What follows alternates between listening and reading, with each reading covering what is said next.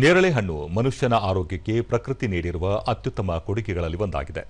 ಆಯುರ್ವೇದದಲ್ಲಿ ಈ ಹಣ್ಣಿಗೆ ವಿಶೇಷ ಸ್ಥಾನವಿದ್ದು, ನೇರಳೆ ಹಣ್ಣಿನ ಬೀಜ, ಎಲೆ, ತೊಗಟೆಯು ಔಷಧೀಯ ಗುಣಗಳನ್ನು ಹೊಂದಿರುವುದು ವಿಶೇಷ.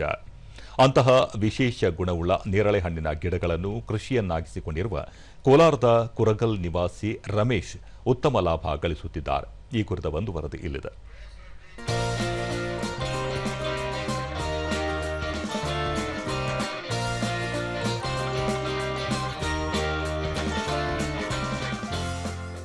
ಇತ್ತೀಚಿನ ದಿನಗಳಲ್ಲಿ ಎಲ್ಲಾ ರೀತಿಯ ಹಣ್ಣುಗಳಿಗೆ ಬೇಡಿಕೆ ಹೆಚ್ಚಿದ್ದು, ರೈತರು ಹೈಬ್ರಿಡ್ ತಳಿಯ ಹಣ್ಣು ಬೆಳೆದು ಲಾಭ ಗಳಿಸುತ್ತಿದ್ದಾರೆ.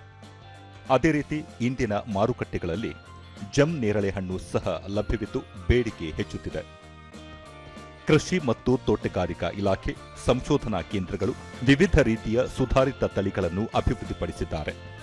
ಆ ಹಣ್ಣಿನ ಗಾತ್ರ, ರುಚಿ, ಇಳುವರಿಯ ಆಧಾರದ ಮೇಲೆ ಪ್ರಮುಖ ತಳಿಗಳನ್ನು ವಿಂಗಡಿಸಬಹುದಾಗಿದೆ. ಮಾವು, ಟೊಮ್ಯಾಟೊ, ರೇಷ್ಮೆ ಸೇರಿದಂತೆ ವಿವಿಧ ಕೃಷಿಗೆ ಹೆಸರುವಾಸಿಯಾಗಿದ್ದ ಕೋಲಾರ ರೈತರು ಕೃಷಿ ಇಲಾಖೆ ಅಧಿಕಾರಿಗಳ ನೆರವಿನಿಂದ ಇತ್ತೀಚೆಗೆ ಜಮ್ ನೇರಳೆ ಹಣ್ಣು ಬೆಳೆಯಲು ಮುಂದಾಗಿದ್ದಾರೆ. ರಮೇಶ್ ಎಂಬ ರೈತ ತಮ್ಮ ಜಮೀನಿನಲ್ಲಿ ಜಮ್ ನೇರಳೆ ಹಣ್ಣನ್ನೇ ಕೃಷಿಯನ್ನಾಗಿ ಮಾಡಿ ಉತ್ತಮ ಇಳುವರಿ ಹಾಗೂ ಲಾಭ ಗಳಿಸುತ್ತಿದ್ದಾರೆ. ಜಮ್ ನೇರಳೆ ತಳಿಗಳು ಜನಪ್ರಿಯವಾಗಿದ್ದು, ಅವುಗಳ ಗಾತ್ರ ಸಾಮಾನ್ಯ ನೇರಳೆ ಹಣ್ಣಿಗಿಂತ ದೊಡ್ಡದಾಗಿರುವ ಜೊತೆಗೆ ಸಿಹಿ ಹಾಗೂ ರಸಭರಿತವಾಗಿವೆ. ಈ ಮಾದರಿಯ ನೇರಳೆ ಹಣ್ಣುಗಳಲ್ಲಿ ರಾಜಾ ಜಾಮೂನು ಅತ್ಯಂತ ದೊಡ್ಡ ಗಾತ್ರದ ಹಣ್ಣಾಗಿದ್ದು, ತೂಕ ಹೆಚ್ಚು ಮತ್ತು ಹಣ್ಣಿನ ಬೀಜ ಚಿಕ್ಕದಾಗಿರುತ್ತದೆ.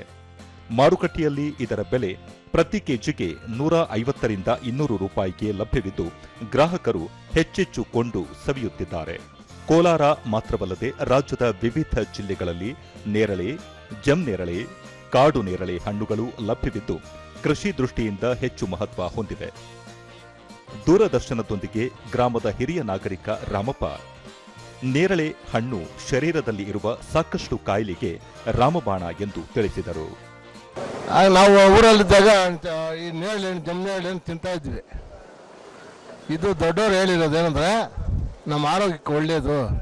ಇದು ವರ್ಷ ಪೂರ್ತಿ ಸಿಗಲ್ಲ, ವರ್ಷಕ್ಕೊಂದ್ಸಾರಿ ಕಾಲಾವಧಿಯಲ್ಲಿ ಇವೆಲ್ಲ ಕಲ್ಪವೃಕ್ಷಗಳು. ಇವೆಲ್ಲ ಅಂದರೆ ನಮ್ಮ ಹಿರಿಯರುಗಳು ಹೇಳ್ಕೊಟ್ಟಿರ್ತಕ್ಕಂಥ ಪದ್ಧತಿಗಳೇನೆಂದರೆ ಶರೀರದಲ್ಲಿರ್ತಕ್ಕಂಥದ್ದು ಕಶ್ಮಲಗಳ ತೆಗಿತದೆ ಅಂತ.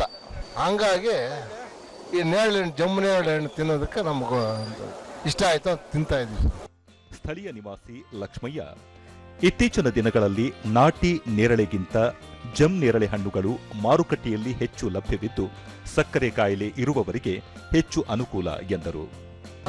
ಬಟ್ ಈ ನೇರಳೆ ಹಣ್ಣು ಈ ಹಿಂದೆ ಎಲ್ಲ ನಾಟಿ ಇರ್ತಾ ಇತ್ತು. ಆಮೇಲೆ ಕಾಲಕ್ರಮೇಣ ಇವಾಗೆಲ್ಲ ಹೈಬ್ರಿಡ್ ಅದೆಲ್ಲ ತಳಿ ಮಾಡ್ತಾ ಇದ್ರು. ಇದು ಶುಗರ್ಗೇನು ಒಳ್ಳೆಯದು ಅಂತೇಳಿ ಎಲ್ಲ ಹೇಳ್ತಾರೆ. ಎಲ್ಲ ಹಣ್ಣುಗಳೂ ಒಳ್ಳೆಯದೇ. ಬಟ್ ಇದು ನೇರಳೆ ಹಣ್ಣನ್ನು ಇವಾಗ ಹೆಚ್ಚಾಗಿ ಜನ ಇವಾಗ ಜಮ್ ನೇರಳೆ ಹಣ್ಣನ್ನೇ ಹೆಚ್ಚಾಗಿ ಬೆಳೀತಾ ಇದ್ದಾರೆ. ಈಗ ಸ್ವಲ್ಪ ಪ್ರಸಿದ್ಧಿ ಆಗಿದೆ ಈ ಹಣ್ಣುಗಳು. ಗ್ರಾಹಕ ಅಲಿ ನೇರಳೆ ಹಣ್ಣಿನ ರುಚಿ ಉತ್ತಮವಾಗಿದ್ದು, ಹಣ್ಣುಗಳು ಶುಚಿಯಾಗಿವೆ, ದರವು ಸಾಮಾನ್ಯರ ಕೈಗೆಟುಕುವಂತಿದೆ ಎಂದು ಹೇಳಿದರು. ಈ ಸೀಸನಲ್ಲಿ ಈಗ ಡಿಮ್ಯಾಂಡ್ ತುಂಬ ಇರೋದ್ರಿಂದ ರೇಟು ಯಾವಾಗಲೂ ತುಂಬ ಜಾಸ್ತಿ ಇರ್ತದೆ. 200-250 ಇರ್ತದೆ ಕೆಜಿ. ಈಗ 150 ಇದೆ. ಪರವಾಗಿಲ್ಲ, ತುಂಬ ಯೂಸ್ಫುಲ್ ಆಗಿದೆ.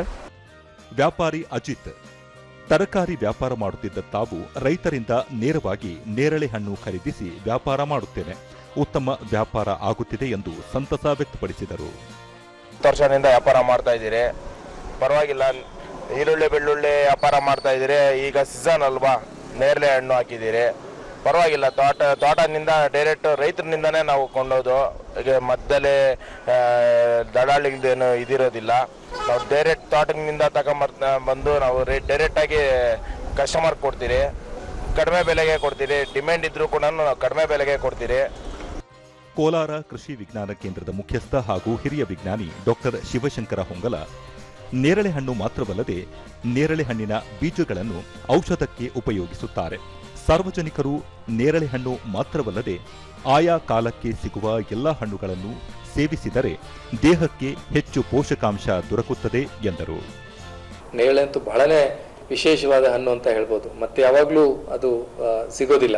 ಅದು ಬಹಳಷ್ಟು ಈ ಆಂಟಿ ಆಕ್ಸಿಡೆಂಟ್ನ ಹೊಂದಿರತಕ್ಕಂಥದ್ದು, ಜೊತೆಗೆ ಜಂಬೋಲಿನ್ ಅನ್ನಂಥ ಒಂದು ವಿಶೇಷವಾದಂಥ ಒಂದು ಎಲಿಮೆಂಟ್ ಅದರಲ್ಲಿ ಇರೋದ್ರಿಂದ ಇದು ಈ ಡಯಾಬಿಟಿಕ್ ಪೇಷಂಟ್ಸ್ಗಳಿಗೆ ಭಾಳನೇ ಉತ್ತಮವಾಗಿರ್ತಕ್ಕಂಥದ್ದು. ಇದು ಅದರ ಬರೀ ಹಣ್ಣಷ್ಟೇ ಅಲ್ಲ, ನೇರಳೆ ಹಣ್ಣದ ಬೀಜದ ಪೌಡರನ್ನು ಬೇರೆ ಬೇರೆ ರೀತಿಯಲ್ಲಿ ಉಪಯೋಗಿಸೋದ್ರಿಂದ ಕೂಡ ನಮಗೆ ಹಲವಾರು ಆಂಟಿ ಆಕ್ಸಿಡೆಂಟ್ಗಳು ಸಿಗೋದಕ್ಕೆ ಸಾಧ್ಯ ಆಗ್ತದೆ. ಒಟ್ಟಾರೆಯಾಗಿ ಮಾಡುವ ಯಾವುದೇ ಕೆಲಸದಲ್ಲಿ ಶ್ರದ್ಧೆ ಹಾಗೂ ಕಠಿಣ ಪರಿಶ್ರಮ ಇದ್ದರೆ ಆ ಕ್ಷೇತ್ರದಲ್ಲಿ ಸಾಧನೆ ಮಾಡಬಹುದು ಎನ್ನುವುದಕ್ಕೆ ರೈತ ರಮೇಶ್ ಅವರೇ ಸಾಕ್ಷಿಯಾಗಿದ್ದಾರೆ.